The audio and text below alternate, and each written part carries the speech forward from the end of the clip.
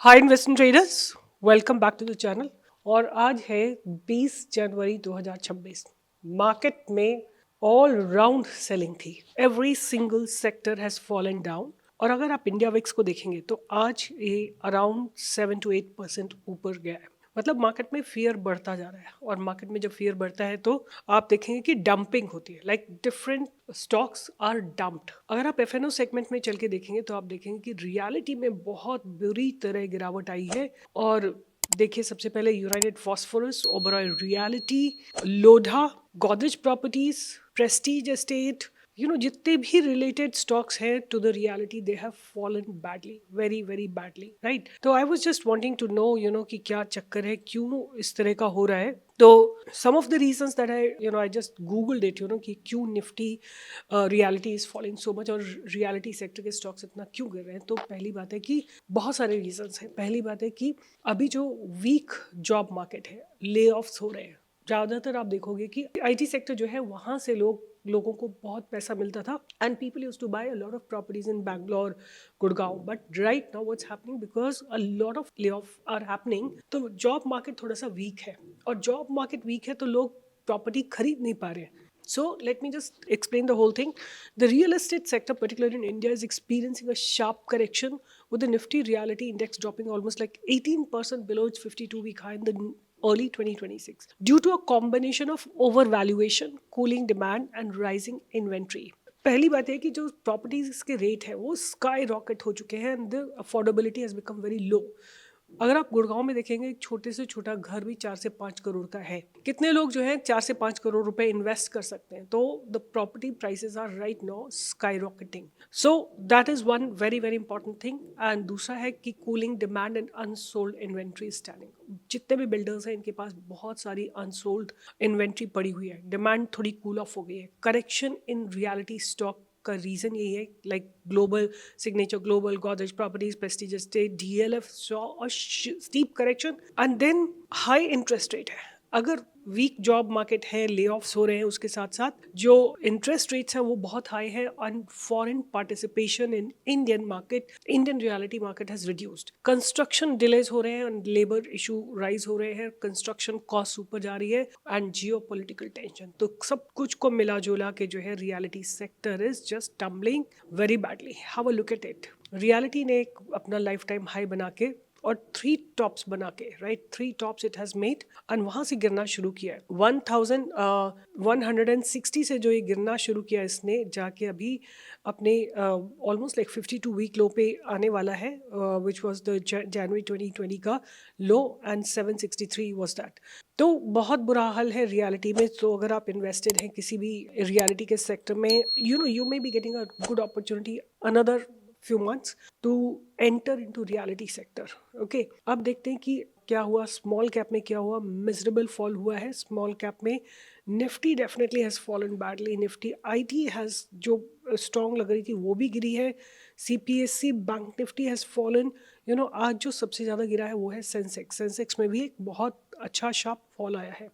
तो bank Nifty को भी अगर आप देखेंगे ना, तो 1 2 3 पीक्स लगा they at the same place, and there could be a breakdown of the consolidation zone, और करेक्शन आ सकता है। अगर बात करें कि निफ्टी और बैंक निफ्टी में कौन सा स्ट्रॉन्ग है, तो definitely Bank Nifty is way stronger than Nifty, but Nifty is in a very very bad shape as of now. जो इसको सपोर्ट मिल रहा है वो यहीं पे है, 22,158, जो इसने ऑलमोस्ट आज का लो लगाया था, वहीं से इसको सपोर्ट मिलेगा, और वहीं से एक बाउंस आने की पॉसिबिलिटी हो सकती है निफ्टी के अंदर। तो overall scenario is not good at all, not good at all. Auto ने भी अपने एक लॉन्ग टर्म सपोर्ट को सेल ब्रेक किया है। ये लॉन्ग टर्म सपोर्ट था, उसको ऑटो सेक्टर ने ब्रेक किया है आज। और जो क्लोजिंग दी है वो भी बहुत अच्छी क्लोजिंग नहीं दी है। तो there could be more, really there is no idea what's lying ahead, but finance sector को आप देखेंगे तो ये भी एक बहुत स्ट्रॉन्ग सपोर्ट जोन के आसपास खड़ा हुआ है। यहाँ पे हो सकता है यहाँ को ब्रेक करके और नीचे की तरफ आ सकता है। तो anyway, market scenario is very very weak and very very bad. अब बात करेंगे कि आज मार्केट में क्या हुआ। आज हमने बजाज इलेक्ट्रिकल दिया था, because market fell so badly, और no because I would say कि I couldn't really catch the essence, और मुझसे जो है प्राइस जज करने में गड़बड़ हुई। तो इसने जो ब्रेकआउट दिया था, एक्चुअली हमारे रूल्स इसने फुलफिल नहीं किए थे, but we still entered in because ये बॉटम से इसमें बाइंग आई थी। अगर आप डेली टाइम फ्रेम में देखोगे ना, तो बजाज इलेक्ट्रिकल्स में बॉटम से बाइंग आई थी यहाँ पे, इस जगह पे। Because it happen that way, हमने इसमें बाई इनिशिएट किया था, बट ये ज़्यादा चल नहीं पाया स्टॉक और गिर गया नीचे, राइट। तो एनीवे, स्टॉप लॉस हिट हुआ। आई वुड से कि किसी का भी स्टॉप लॉस हिट हो सकता है, right, and that is what you have to manage. Because बाकी तो आप अपनी तरफ से सब कुछ करते ही हो, अच्छा स्टॉक ढूंढते हो, स्टॉप लॉस लगाते हो, बट कभी कभी जब आपकी रिसर्च ऑपोजिट गलत हो जाती है, तब आप अपने मनी को कैसे मैनेज करते हो, that's the most important thing.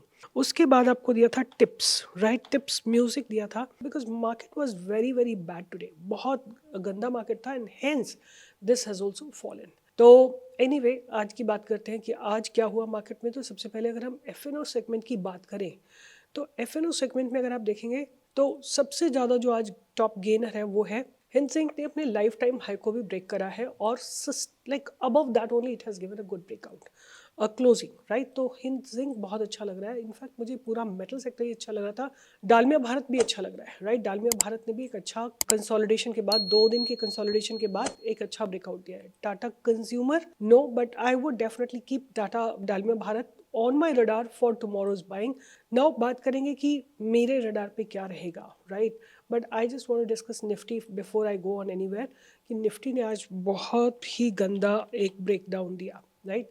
Nifty ने एक बहुत ही गंदा ब्रेकडाउन दिया। आज की कैंडल थी ये वाली, which is also again open equal to high candle, right. उसके बाद साइडवेज गई निफ्टी, और फिर 1 2 3 बार सेम जगह से रिजेक्शन लेके, और it fail almost like 250 points, 250 points का ड्रॉप आया था। जो पुट ऑप्शन 24,440 रुपये की थी, वो 180 रुपीज़ की हो गई थी। तो या तो आज बहुत सारे लोग स्टॉक मार्केट में गए होंगे, या बहुत सारे लोगों ने बहुत पैसा बनाया होगा। एनीवे, आई तो डोंट ट्रेड, तो मेरा तो आई स्टैंड आउट, एंड मुझे कुछ पता नहीं है इस बारे में, बट कई लोगों का बहुत बुरा हाल हुआ होगा। तो बात करेंगे आज मेरे रडार पे क्या रहने वाला है। तो सबसे पहले मेरे रडार पे जो स्टॉक्स रहेंगे, उनमें से हम ऑलरेडी बात कर चुके हैं कई सारे स्टॉक्स की। जो कुछ दिन पहले मैंने आपके लिए उसकी फुल डिटेल स्टडी भी की थी, Krishna defence and allied services. In spite of such a falling market, right, मुझे ऐसा लगता है कि ये स्टॉक अभी भी डेवलप हो रहा है, बट तो Krishna defence and allied industries को मैं अपने रडार पे रखूंगी। दूसरा स्टॉक जो मैं अपने रडार पे रखूंगी वो है जेके सीमेंट, राइट। जेके सीमेंट मैंने लाइव मार्केट में भी दिया था,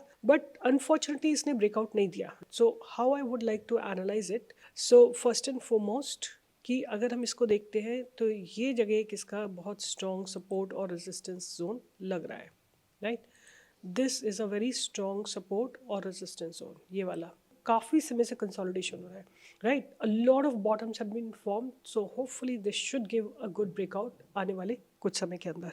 उसके बाद मैं डेफिनेटली डालमिया भारत को अपने रडार पे रखूंगी, बिकॉज इसमें अच्छा कंसोलिडेशन हो रहा है, धीरे धीरे प्राइस ऊपर की तरफ शिफ्ट हो रहा है। ये प्राइस ऊपर की तरफ शिफ्ट हो रहा है, तो मुझे ऐसा लगता है कि आज भी इसने छोटा सा ब्रेकआउट दिया था, बट बहुत बेहतरीन ब्रेकआउट नहीं था। तो as of now if I have to speak only 2 3 stocks, और वो भी इसलिए कि गिरते हुए मार्केट में दे शोड रेजिलियंस, राइट, बहुत स्ट्रॉन्ग रेजिलियंस दिखा रहे थे ये स्टॉक्स। तो पहला स्टॉक जो रहेगा कृष्णा डिफेंस, दूसरा रहेगा जेके सीमेंट, तीसरा रहेगा डालमिया भारत। ये 3 स्टॉक मैं अपने रडार पे रखूंगी। और स्टॉक मार्केट को एक, अगर आप गैम्बलिंग स्पेस ना मान के, एक बहुत लॉजिकल स्पेस मान के इसमें आएंगे, तो आप definitely will be able to make good amount of money. Speculation मतलब कि आप गेस करेंगे, आप इमोशंस डालेंगे, अच्छा मुझे ऐसा लग रहा है, या फिर आप सुनी हुई बातों पे विश्वास करेंगे, तो आप कभी भी पैसा नहीं बना सकते। स्टॉक मार्केट में अगर आप आते हैं तो आपका पूरा कंट्रोल आपके पैसे पे होना चाहिए। आप कहाँ पे कितना पैसा लगाएंगे, कब लगाएंगे, क्यों लगाएंगे, और कब आप एग्जिट करेंगे, कब प्रॉफिट बुकिंग करेंगे, सारा आपका रिटर्न होना चाहिए। आप सोचो इसको एक बिजनेस की तरह लो। आपने सोचो अगर 1 करोड़ रुपए किसी बिजनेस में लगाए, may be a manufacturing unit, what would you expect. अगर आपका लॉस 20 लाख रुपए का हो जाता है 1 करोड़ पे, तो आप एग्जिट करोगे कि नहीं करोगे, या 5 लाख का लॉस हो जाता है तो आप एग्जिट करोगे। सिमिलरली प्रॉफिट आता है तो कहाँ पे आपको ऐसा लगता है कि एक अच्छा प्रॉफिट है, वो बुक कर लेना चाहिए। अगर आप बिजनेस की तरह नहीं सोचोगे ना, तो हमेशा you will and up losing all your capital.